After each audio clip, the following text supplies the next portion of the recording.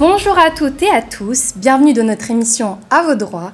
Aujourd'hui, le sujet portera sur un sujet complexe et souvent méconnu, le droit aux soins pour les personnes en détention. Être privé de liberté ne signifie pas pour autant être privé de dignité. Ce thème soulève des questions cruciales sur la garantie des droits fondamentaux, notamment le droit de la santé. En France, le droit à la santé pour les détenus est garanti par divers textes nationaux et internationaux, tels que la Déclaration universelle des droits de l'homme, les règles Mandela ou encore la loi Kouchner de 2002. Ces normes viennent établir tout ensemble clairement que chaque individu, quelle que soit sa situation, a droit à des soins visant à soulager sa souffrance et à préserver sa santé et justement sa dignité. Prenons un exemple marquant. Un détenu souffrant d'un cancer en phase avancée a pu, grâce à la procédure de levée d'écrou, recevoir une prise en charge en soins palliatifs dans un établissement spécialisé.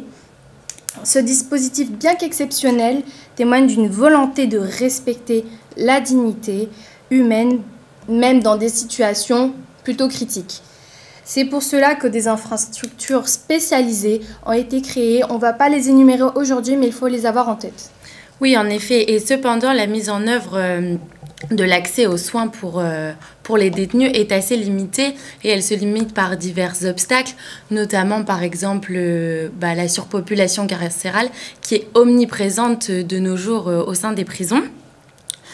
En effet, on peut prendre l'exemple qu'un médecin général peut se retrouver avec des centaines de consultations à gérer dans une seule infrastructure. Et cela limite considérablement la rapidité, l'accès aux soins et la qualité du soin en lui-même. Tout à fait. D'ailleurs, j'ai eu la chance d'interviewer une amie qui est infirmière, qui a travaillé longtemps dans le domaine pénitentiaire. Elle m'a expliqué qu'il y a à peu près deux mondes. Un monde pénitentiaire avec les détenus et un autre qui est le monde médical. Et entre ces deux mondes, il y a l'intermédiaire qui est les surveillants pénitentiaires. Il faut savoir que parfois, il y a des querelles entre les prisonniers et les surveillants, ce qui peut justement, en plus des problèmes évoqués comme la surpopulation, donc le délai, ça rajoute encore plus de problèmes là-dessus. Effectivement. Ouais. D'ailleurs, il y a eu, ça me rappelle l'exemple qu'elle m'avait donné, il y a une dame qui a eu des migraines à répétition, elle essayait d'avoir un rendez-vous auprès des surveillants et il faisait ralentir la procédure et elle s'est retrouvée malheureusement aveugle par les lacunes de prise en charge à ce niveau-là. Oui, en effet, les retards de prise en charge comme ça peuvent avoir des conséquences considérables sur les patients, même s'ils sont détenus. Ces conséquences peuvent être irrémédiables pour ces individus, ces personnes. C'est tout de même des droits qu'il faut consacrer et qui sont très importants. En effet, en plus, l'environnement carcéral met en évidence des problèmes de santé, notamment mental, avec l'isolement, l'inactivité. Ils sont coupés du monde extérieur totalement et ça met notamment en évidence des pathologies qui sont somatiques et surtout psychologiques, réellement. Tout est lié au final. Bien que des structures spécialisées psychiatriques sont tout de même mises en place, mais elles sont complètement insuffisantes et les individus sont mal répartis au sein de ces structures. Exactement. Toutefois, certains principes déontologiques, comme le secret médical, honnêtement, sont régulièrement bafoués. En prison, par exemple, les escortes pénitentiaires sont parfois présentes lors des consultations médicales, ce qui va venir remettre en question la question de confidentialité des soins, tout simplement. Encore une fois, lors de mon interview avec l'infirmière pénitentiaire, elle m'explique qu'en prison, il y a un quartier disciplinaire. C'est un peu comme une prison dans une prison. Quand on fait quelque chose de pas bien, on se retrouve encore dans le quartier disciplinaire. Et en fait, dans ce quartier disciplinaire dit QD, les soins sont encore moins confidentiels. Je veux dire, en règle générale, un détenu, quand il a un soin, l'infirmier, le médecin exige que les menottes soient retirées. Mais dans le cas dans l'environnement d'un QD, les menottes peuvent rester, mais avec un écrit demandé, parce que voilà, il faut quand même une preuve. C'est quand même formalisé. Voilà, c'est pas comme tout le monde le veut. Et donc, par exemple, si un détenu doit se faire un vaccin, mais il a beau se retrouver tout nu, tout le monde le verra et je trouve ça un peu dommage. Limite. De plus, la distribution des médicaments, souvent en public, dans leurs cellules ou autres, peuvent encore plus exposer les informations médicales des détenus à tout le monde. Je pense encore une fois à un exemple pour les détenus qui ont été toxicos auparavant de rentrer en cellule. Mais pour les sevrer, c'est pas facile, on peut pas faire ça comme ça, sinon ils pourraient en mourir. Hein.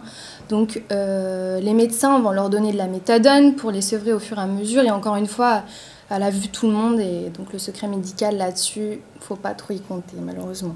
Oui, je reviens sur ce que vous disiez, c'est vraiment limite que les agents pénitentiaires aient une place aussi importante dans les soins des détenus et que ce soit fait aux yeux de tout le monde. De plus, les procédures sont relativement complexes parce que pour que le détenu puisse avoir accès à un soin, il doit faire une demande écrite auparavant. Donc il y a un certain laps de temps qui va passer. Exactement. Et donc toujours un retard des soins. Et en plus, certains détenus ne savent pas écrire, d'autres détenus, encore faut-il qu'ils puissent parler la langue française, certains détenus ne parlent pas le français. Et de plus, cela crée une inégalité des soins pour les prisonniers au sein des prisons. Plus des querelles et tout ça. Effectivement. De plus, il y a une prévention qui n'est pas du tout mise en place. Donc, comme je vous le disais précédemment, la demande doit être faite par le détenu. Donc, encore faut-il que le détenu ait conscience de sa pathologie, vous voyez ? C'est vrai.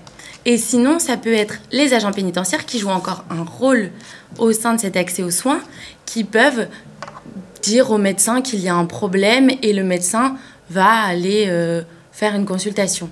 Mais du coup, l'agent pénitentiaire qui n'a aucune notion médicale peut encore jouer un rôle, on va dire, fondamental et qui ne devrait pas être.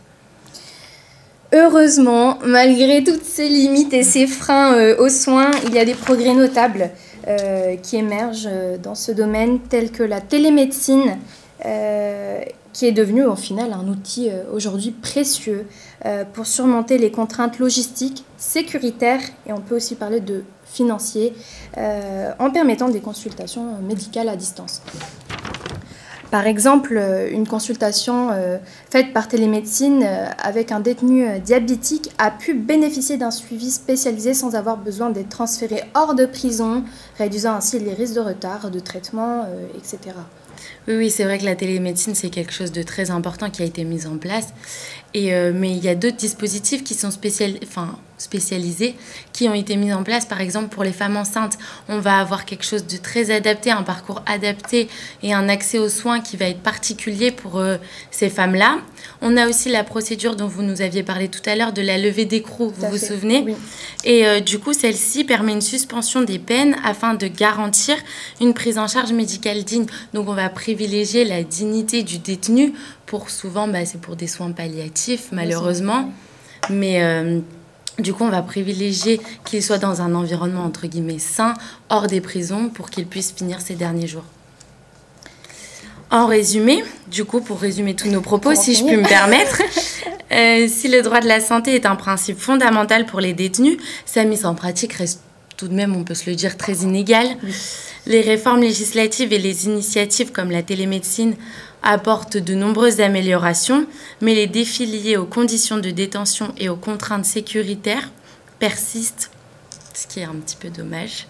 Et cela dévoile tout de même une forte disparité entre la théorie, donc ce qu'on voudrait mettre en place, et la réalité des faits au sein du milieu carcéral.